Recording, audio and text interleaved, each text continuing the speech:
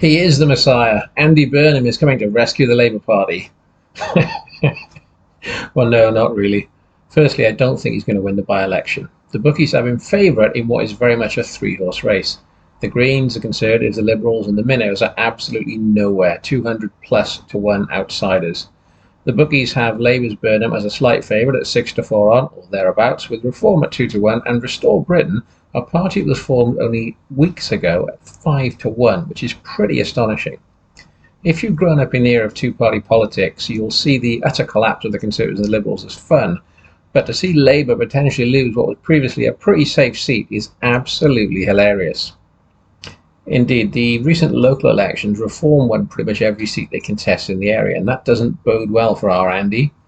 The cynic in me thinks Starmer is letting him stand in the expectation he will lose. You will recall he was blocked at the Gorton and Denton by-election by the NEC, and Labour could only finish a distant third.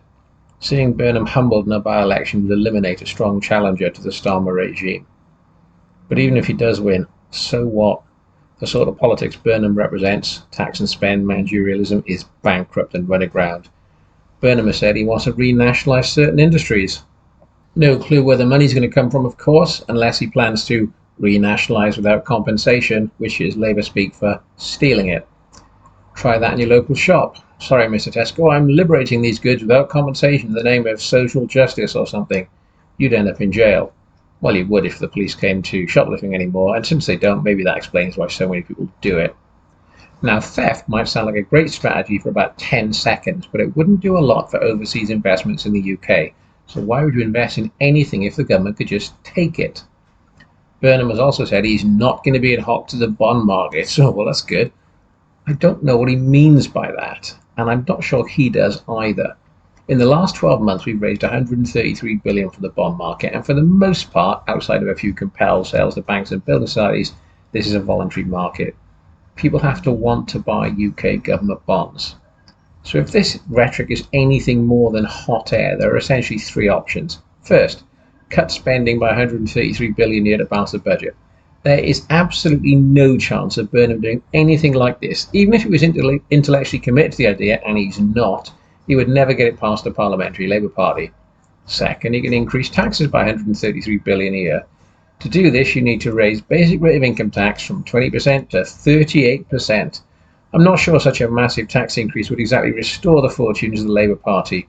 Or third, and this is my personal favourite, print money in a massive QE splurge. This strategy didn't exactly work well for the Zimbabweans or the Weimar Republic. Remind me, what did Weimar inflation lead to? Ah yes, it was the evil Austrian moustache man. I'm not sure the Bank of England would even agree to do that, and if they did, it would be a disaster. So Andy Burnham can say what he wants, but in government he would be no different from Keir Starmer, and after a very short-term bounce, Labour would be right back in the mire.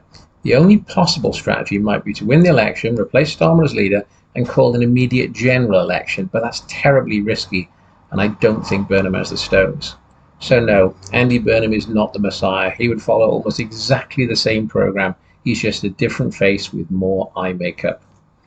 Now, it's possible to oppose mass immigration from the left. You could simply say it depresses wages of workers, which it does. You could also say it makes rents more expensive, which again, it does. So even if you ignore the mass criminality and SA, you can make a strong economic case to oppose immigration from the left. But it's way too late for Labour to do that now. They've spent the last 4 decades screaming fascist, racist, blah, blah, blah to anyone who wants to oppose open borders. They are finished. Burnham, Starmer, it makes no difference. Thanks for watching. If you've made it this far, you are the resistance. So please like, recommend, and subscribe.